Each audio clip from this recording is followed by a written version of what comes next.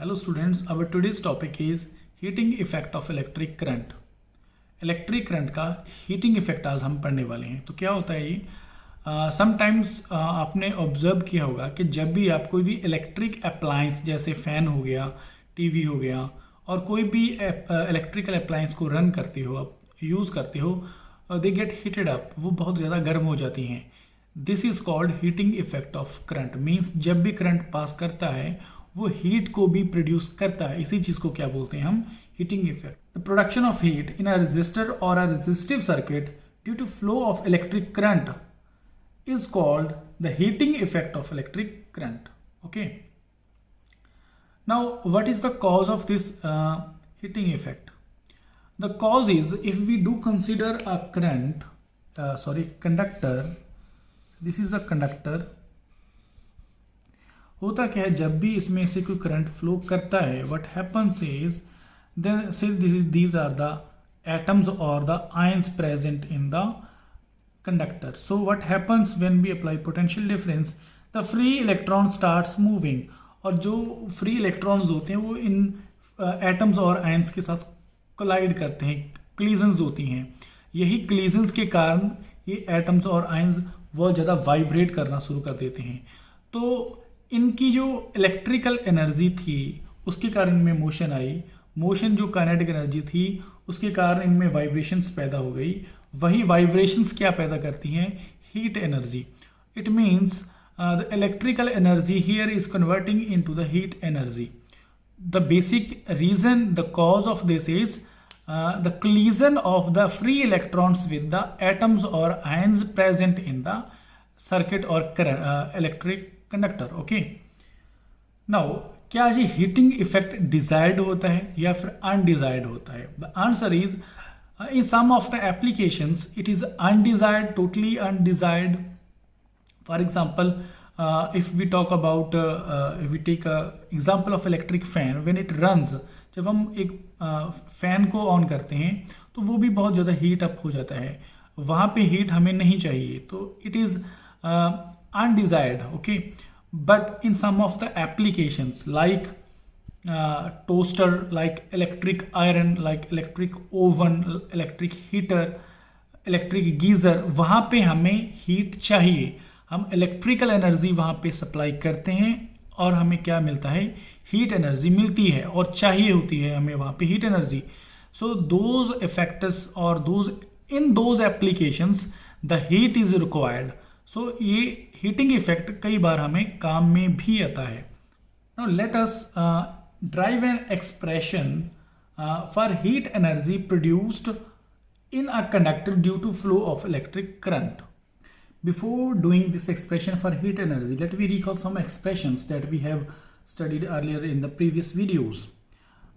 In the beginning of this chapter, we have studied the term potential, electric potential, whose expression was V is equal to W upon Q,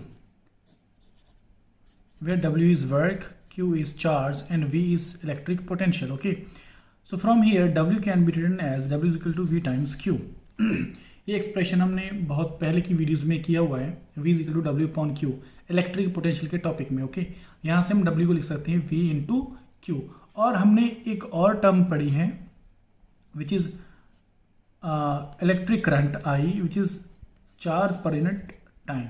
so from here we can write Q is equal to I T.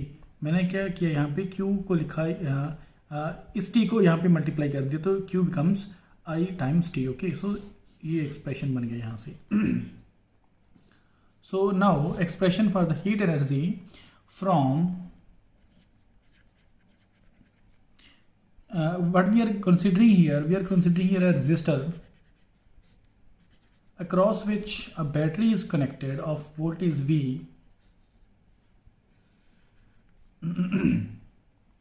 एक resistor है, उसके cross हमने battery connect की है V volt की, तो current यहां से फ्लो कर रहा है से I। Okay, then from the expression V is equal to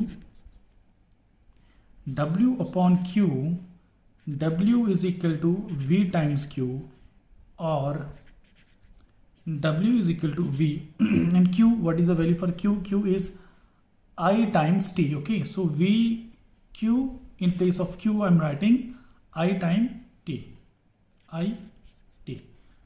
So W is equal to V I T. ये वर्क क्या है? ये वर्क वो वर्क है जो ये बैटरी परफॉर्म करती है to maintain electric current I for given time T.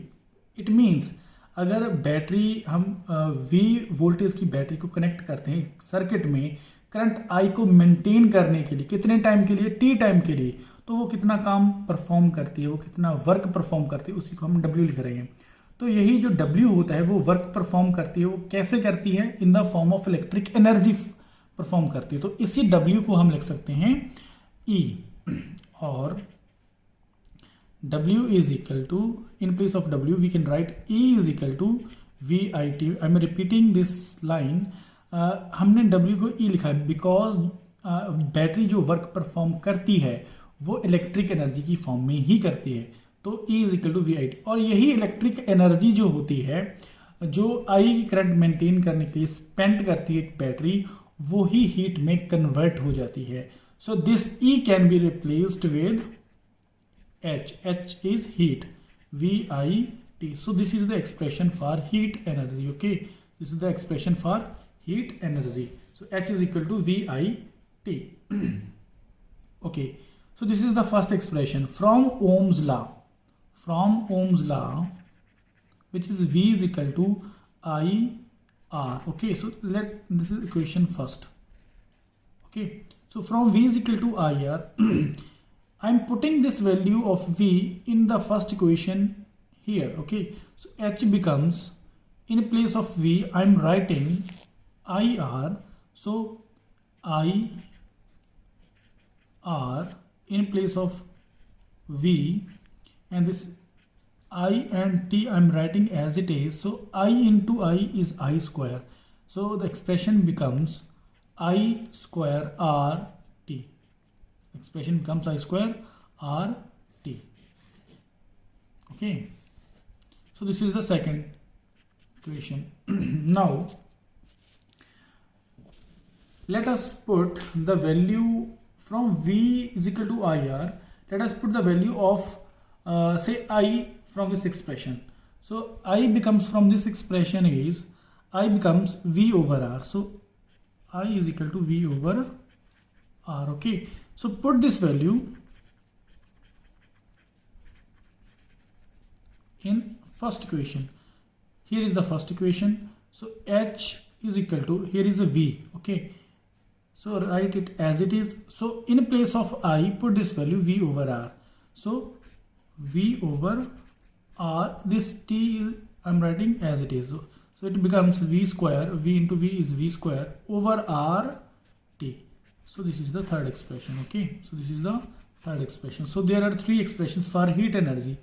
Heat is equals to, one is VIT, or it is also equal to I square RT, or it is also equal to V square over RT. Okay, V square over RT. So these are the expressions for heat energy. Now let us do Joule's law of heating.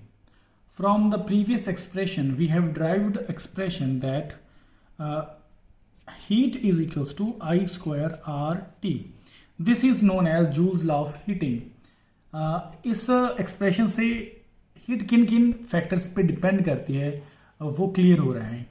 One is, according to this law, heat is directly proportional to square of the current flowing in the circuit. Means जितना ज़्यादा current flow करेगा किसी circuit में, जितना ज़्यादा current flow करेगा उतनी heat उस सर्किट में ज़्यादा प्रोड्यूस होगी. Okay, and second is heat is directly proportional to R.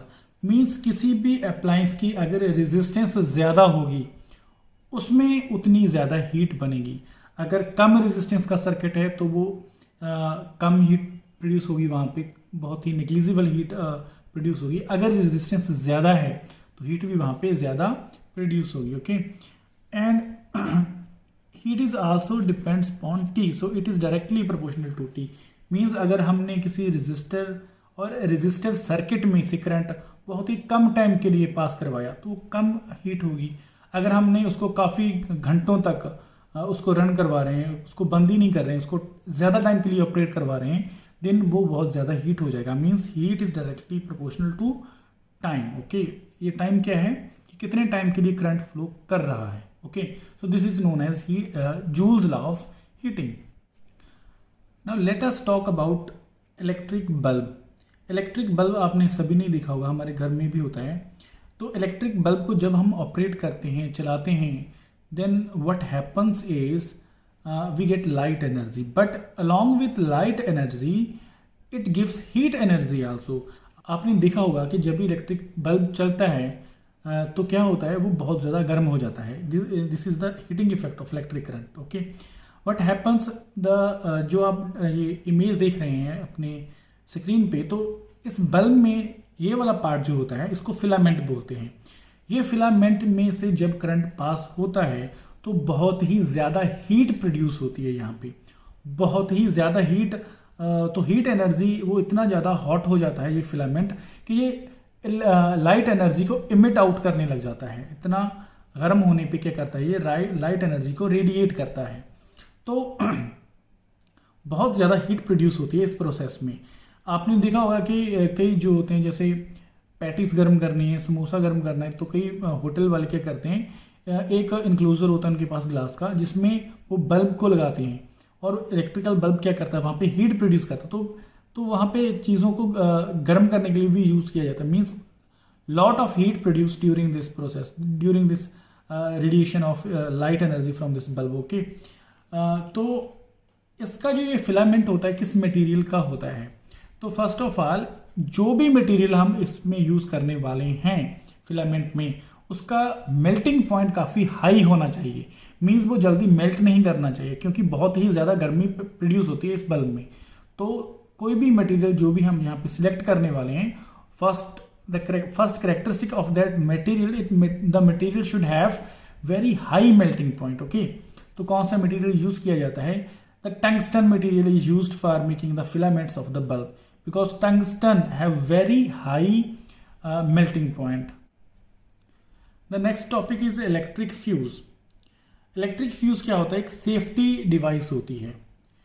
Means जब भी हमारे घर में होता क्या है, अगर इलेक्ट्रिक करंट एक परमिसिबल वैल्यू को क्रॉस करता है, ज़्यादा हो जाता है, तो होता क्या है, बहुत ज़्यादा हीट प्रोड्यूस होती है, जिसके कारण हमारे अप्लायंसेस जैसे टीवी हो गया, फ्रिज हो गया, ये डैमेज हो सकते हैं। ओके, तो ऐसा ना हो तो हम एक सेफ्टी डिवाइस यूज करते हैं जिसे हम बोलते हैं फ्यूज। किसी भी अप्लायंस से पहले इसको हम कनेक्ट कर देते हैं कि जब करंट जाएगा उस अप्लायंस को तो इस फ्यूज में से होकर जाएगा। ओके, तो जब भी करंट ज़्यादा आता है तो फ्यूज क्या होता है, वो पहले मेल्ट हो जाता है, क्योंकि ज़्यादा करंट आएगा। बिकॉज हमने पढ़ा है करंट जो है, जो हीट है वो करंट के डायरेक्टली प्रोपोर्शनल है। जितनी ज़्यादा करंट होगी उतनी ज़्यादा हीट बनेगी। तो जब भी करंट ज़्यादा आता है तो इलेक्ट्रिक फ्यूज़ क्या होता है, वो मेल्ट पहले हो जाता है। तो इलेक्ट्रिक फ्यूज़ जो होता है वो ऐसे मटेरियल का होना चाहिए जिसका मेल्टिंग पॉइंट काफ़ी कम होना चाहिए। जैसे फॉर एग्जांपल मैं कंसीडर कर रहा हूँ, यहाँ पे एक कोई भी इलेक्ट्रिक अप्लायंस है, मान लीजिए यहाँ पे रेफ्रिजरेटर है एक, तो यहाँ पे ये करंट यहाँ से आ ही जा रहा है। तो जब ये करंट बहुत ज़्यादा होगा तो इसको ये डैमेज कर देगा, मचा देगा इसको। ओके, तो ऐसा ना हो, हम क्या करते हैं, इससे पहले एक फ्यूज़ कनेक्ट कर देते हैं यहाँ पे, फ्यूज़ वायर। ओके, तो यहाँ पे ये फ्यूज़ वायर है, तो यहाँ पे इस रेफ्रिजरेटर के पहले हम क्या करते हैं, इसको लगा दिया। जब करंट बहुत ज़्यादा होगा तो इससे पहले ये क्या है, मेल्ट हो जाएगा।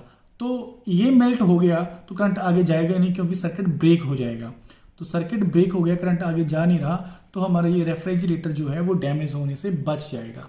So this is the functioning of electric fuse, means it is use as a safety device. Okay, तो जो फ्यूज होता है वो किस मटेरियल का बना होता है, commonly used material for the fuse is tin, lead alloys and copper materials. Okay, तो ये चीज़ें जो होती हैं मटेरियल्स कॉमनली यूज़ की जाती हैं फ्यूज़ को बनाने के लिए।